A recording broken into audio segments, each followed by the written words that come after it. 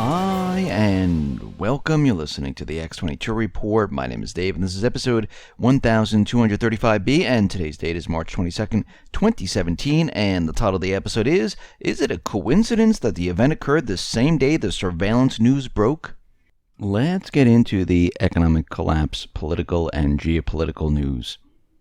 Now, on Monday, Breitbart investigative reporter and White House correspondent Lee Stranahan published a huge story on Breitbart.com, the facts of which should unravel the entire foundation for the Russian hacking the elections narrative.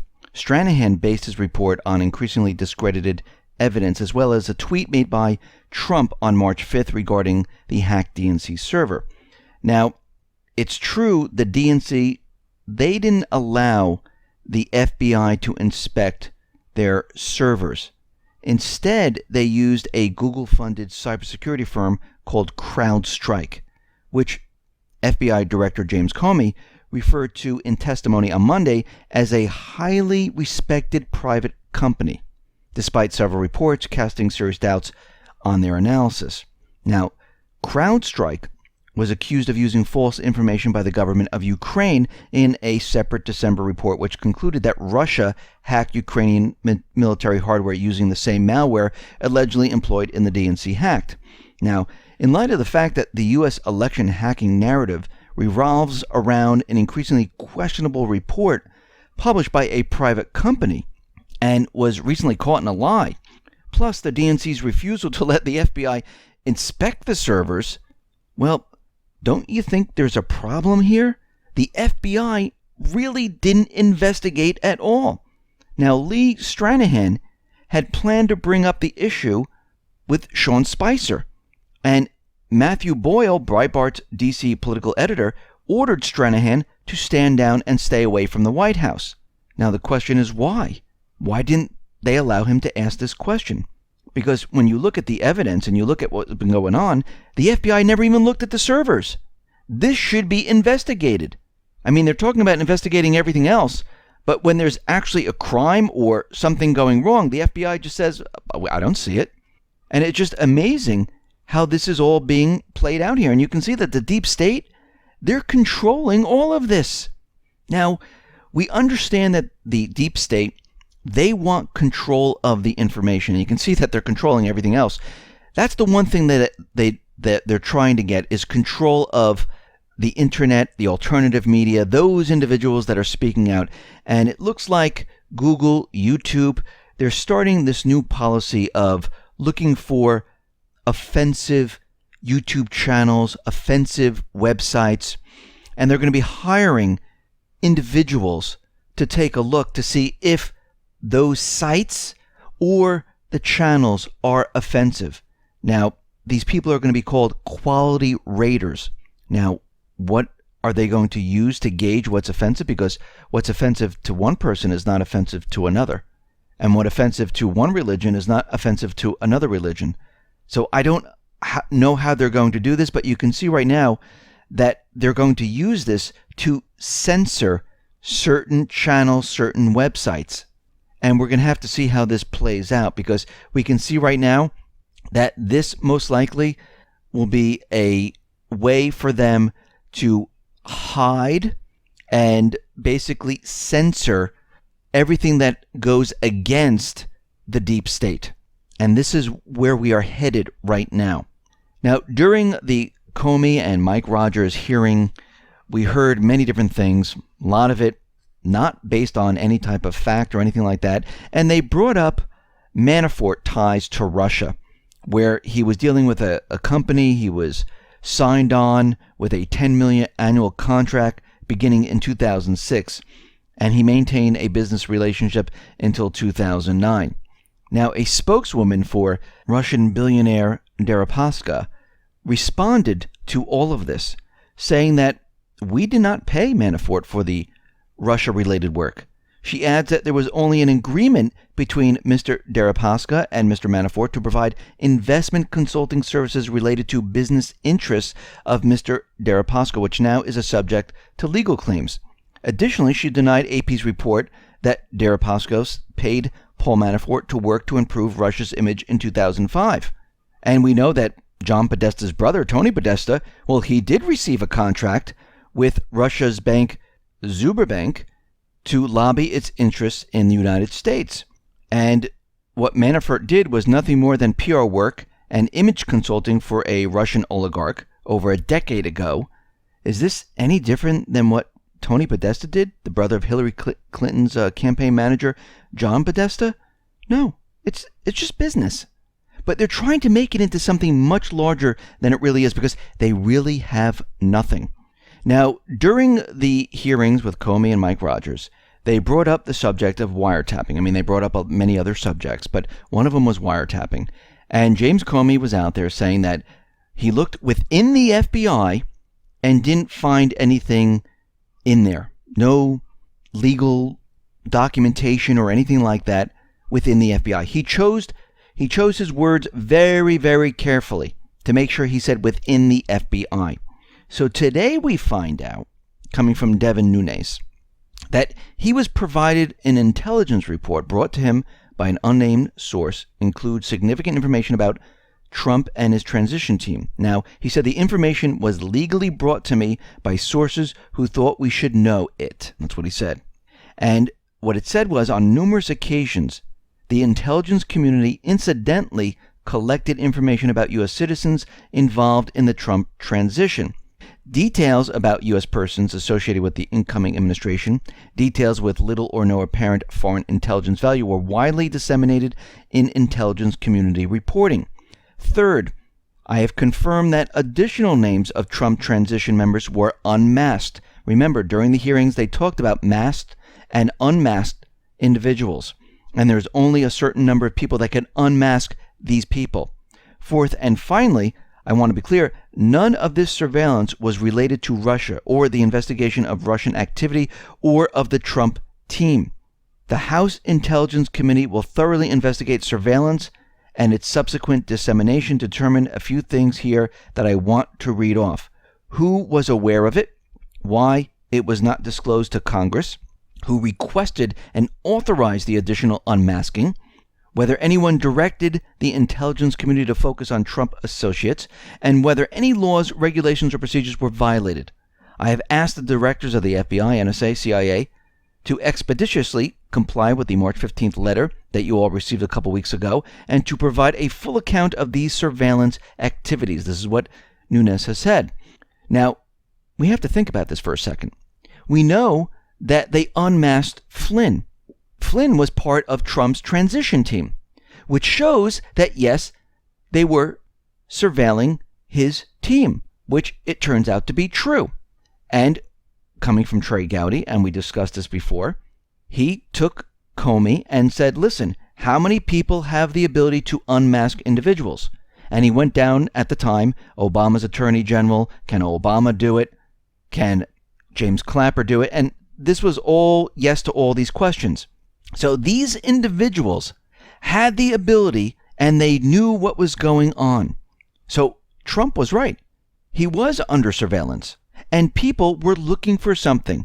Guess what? They couldn't find it. That's why they didn't use it. The only thing they had was Flynn speaking to the Russian ambassador. And from the recordings, he really didn't say anything. I think they jumped the gun. I think he resigned too quickly. But we can see right now, he was unmasked. It's against the law.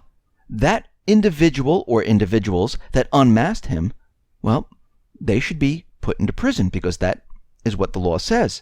The other individuals that unmasked other people in the Trump transition team, those people also broke the law. Now, it's amazing that there was a crime committed and the FBI and the Department of Justice and the rest aren't saying, we need to investigate this. We need to find out who these people are. I know Nunes is trying to figure this out with the questions that he's asked, but we can see right now what Trump has said.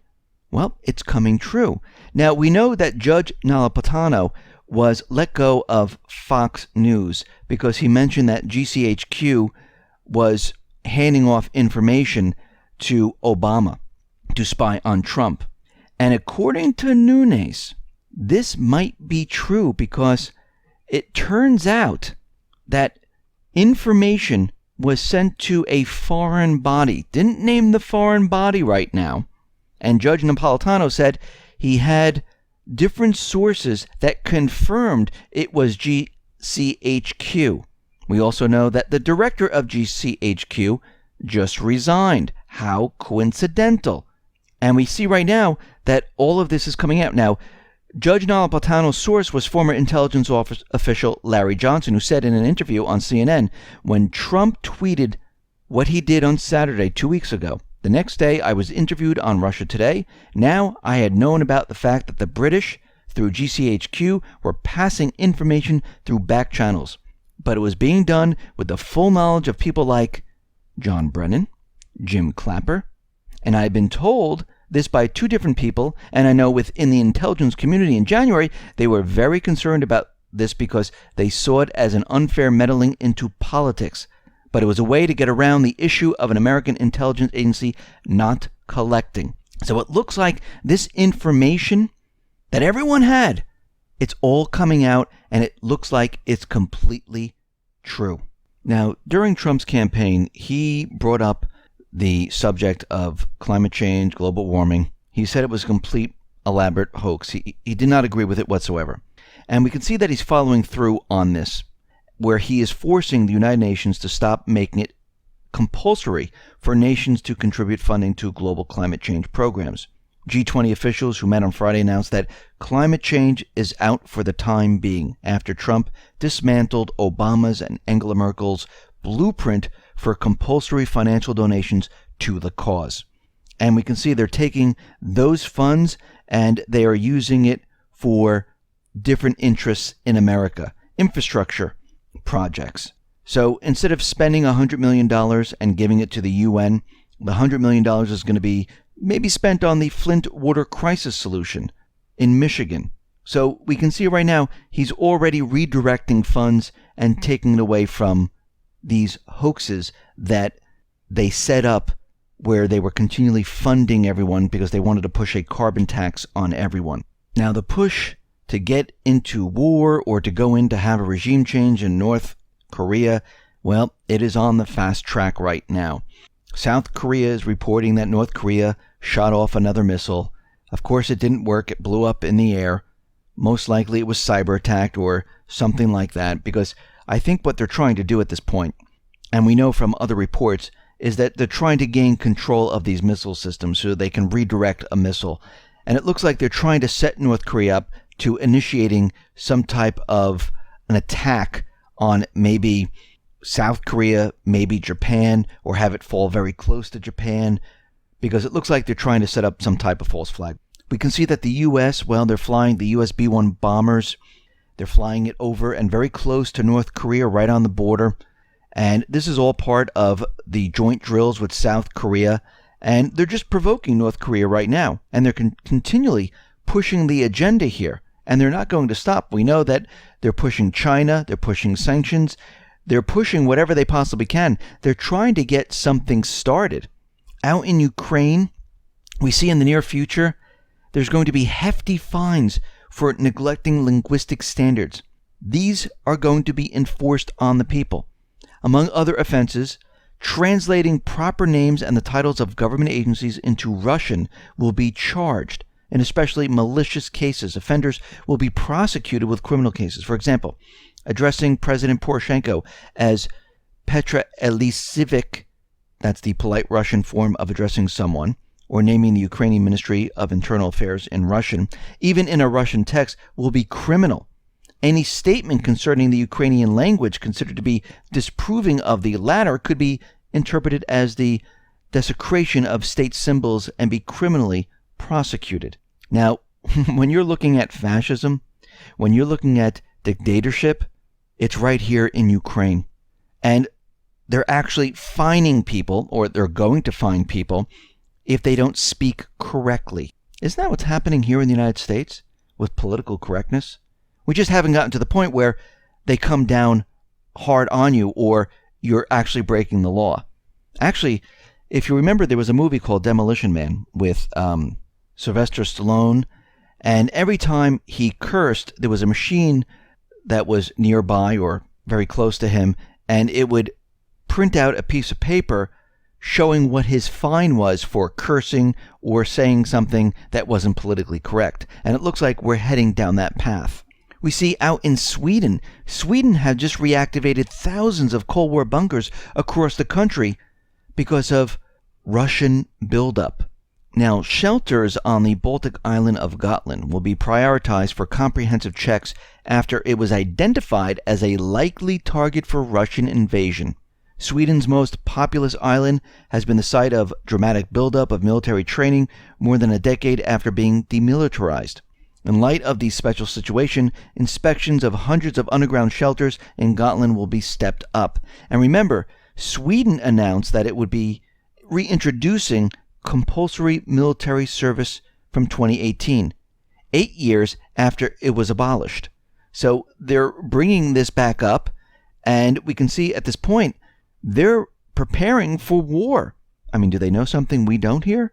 Or is the deep state pushing us in this direction? We see the U.S. aircraft carrier pass through the strategic waterway separating Iran from the U.S.-backed Gulf states. This is the Arabian Gulf.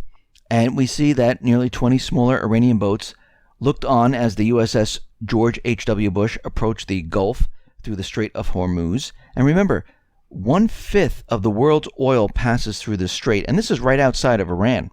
And of course, the Iranian boats are going to be looking at the aircraft carrier because they're sailing right in their area. Just like if Iran had a warship that was sailing, in the Gulf of Mexico, near Florida, near Louisiana, or one of the other states, the United States would be out there looking or sending ships to say, what's going on here?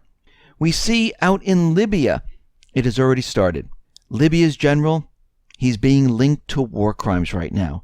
They want an investigation. They're bringing him up on charges. Well, eventually. Just like Assad. So we see what the United States government central bankers, the deep state, what they're doing right now. They're losing control in Libya, and they're trying to make the case of why they need to go back into Libya. We see U.S. airstrikes. Well, they hit a school in northern Syria. They killed about 30 people. And the U.S. is looking into this. And we can see that the United States makes a lot of these mistakes. Or are they mistakes? They've been hitting infrastructure. They've been hitting weddings. They destroy grain silos. They destroy a lot of the infrastructure in Syria. And this is being done on purpose. We see Al-Qaeda, the Nusra Front, well, they're making another move in Damascus. And we can see that Syrian rebels, well, they raid the Syrian capital of Damascus, and they were pushed back once again. And it looks like they're continually trying, but they're really not getting anywhere. It looks like there's a lot of pockets of these terrorists around Damascus, and the Syrian forces are moving around and trying to remove them all. Now, today we had this event out in London. And of course, in the beginning, they said there is this Asian man that's running around stabbing people, ran people over in his SUV. And it turns out that, no, this was someone who lived in London. His name was Trevor Brooks. He's from Clapton, and he was born there. He was an electrician. At the age of 17, he converted to Islam. He changed his name to Abu Izzadeen. And we can see right now 20 people are injured, and it looks like 4 people were killed. And we can see right now that this event occurred exactly the same time the information about Trump surveillance came out. Now, it's just coincidental that these two things just so happen at the exact same time. And we can see right now that there's another agenda that's coming up, which is Article 50. So all of this is happening at the same time, but I find it a huge distraction from what would have been the headline news to this event. It seems to me that it was kind of timed perfectly to show that Trump was actually under surveillance, but they didn't want that information hitting the front page. Now, on CNN, they did put the surveillance story on the front page, and then it was quickly taken down as soon as the event hit. So it looks like to me this was set up as a complete distraction. And there might be other agendas associated with this, maybe Article 50, trying to distract everyone from what's going on, trying to stop it some way, trying to create a state of emergency so they can't implement it. But we can see right now there's always a reason this is done. And remember, this is a no weapon zone, gun-free zone, and this person had a truck and a knife. Again, it's not the weapon, it's the person who is doing it. And we can see right now that the deep state, the central bankers, you could see how they're creating chaos throughout the world right now. And this is going to intensify as we move throughout the year. As the economy falls apart, as things get worse, we're going to see more of these type of things. Because what is happening now is that these truths that are coming out, well, they're hitting hard into the deep state because they've been pushing a lot of propaganda for a very long time. That entire hearing with Comey and Rogers was basically a circus of them reading newspaper articles which were completely fake, phony, and false. There was no investigation. There was really no FBI investigation. There was no type of analysis that was done to make any type of proof, to show facts or anything. That was put on for the public, for them to continually repeat Russian aggression, Russian collusion, and the wiretap is false, which is now turning out to be all fake, phony, and false. Listen, everyone, thanks a lot for listening. Be well, be safe, and especially be prepared. Thanks a lot.